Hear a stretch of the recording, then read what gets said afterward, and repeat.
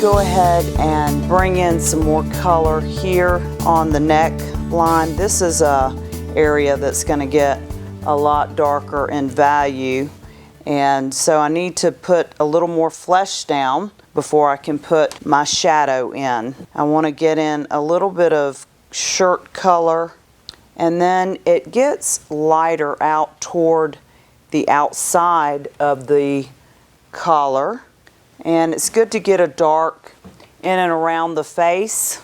It's always good to look at your painting and decide where your darks are going to be. And I don't have to paint the whole area, I just want to get in a dark, and I can kind of pull it out into the other section just by adding water. And then I want to come on the side of the face with a little bit of alizarin crimson and French ultramarine, and I want to give an edge where the hair meets the head, and I'm coming around the glasses, and then I want to lay in a little water so that this softens my edge.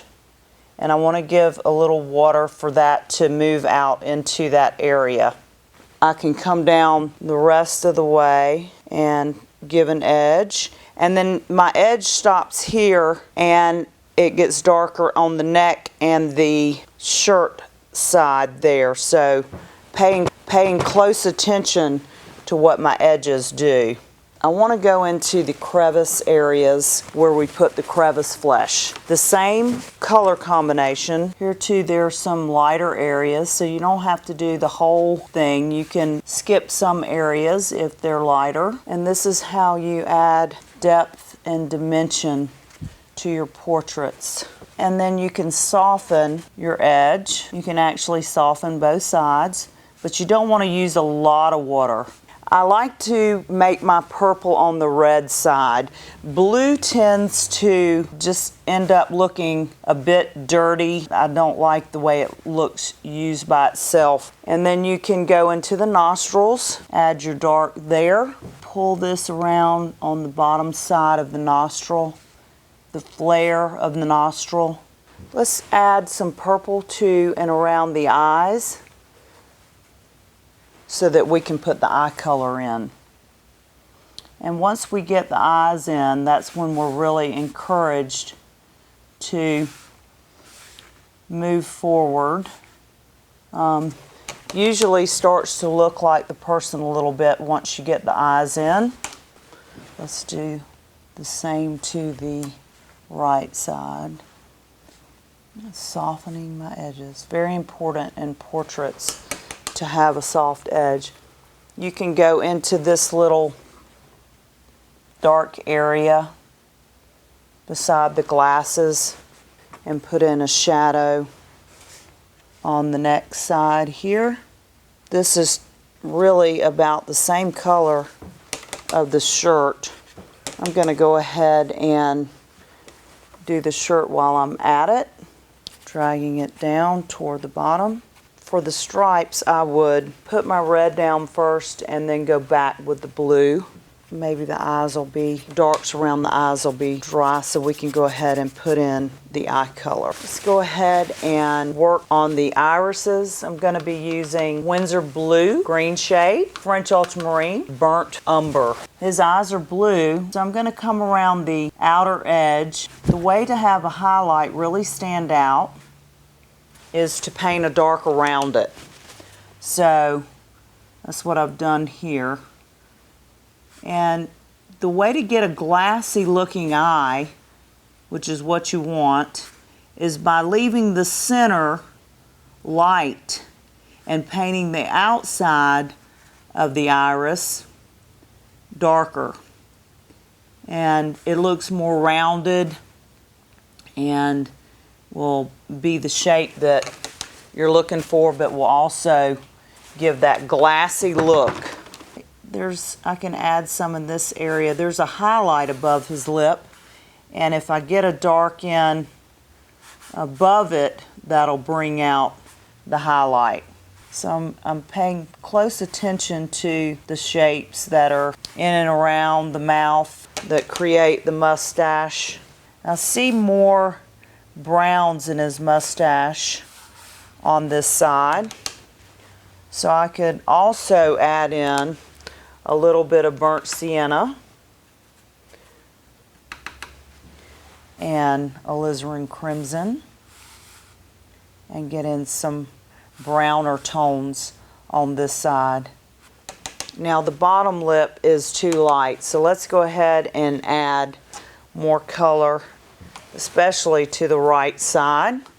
This is looking a little yellow in here, so let's strengthen that up. When a section is too much of one color, just go back with the other color you were using with it and it should even it out. We need to strengthen up the cheek on this side, and then this whole section under the lip could be darkened up. Careful to save your highlights. That's the hardest thing about watercolor, is you have to save your highlights.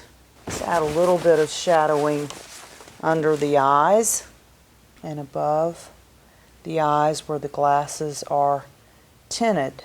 So basically, to create that tint, you just add purple. And it doesn't need to be solid. There are still darks and lights within the tint of the glasses. Now that's a little blue, so I'm going to mix a little more red in with it and go back down that bridge of the nose. We can add a little bit of shadowing under this lip here and the corner of the mouth. We'll go ahead and add in the pupils.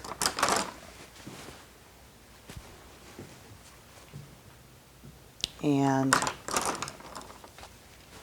lash line with French ultramarine and burnt umber. I like to wipe my brush off frequently so that I don't have a loaded brush. I like to paint large washes in the beginning, and then closer toward finishing up, I put in the fine details with smaller brushes and less water. I'm working with a very limited palette, so there's not a lot of colors to remember. It's just flesh and shadow and saving your highlights and strengthening your darks. And I'm looking for shapes. Generally in portraiture, if you get the shapes right, you will get a likeness. So it's very important to get the right shapes in.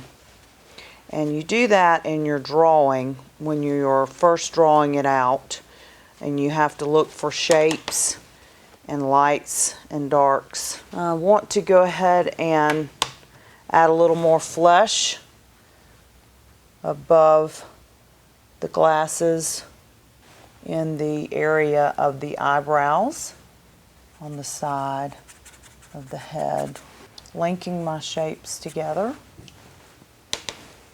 And I think I can pull this over a little bit further and strengthen this color around the highlight. But eyebrows are also best understated and softened.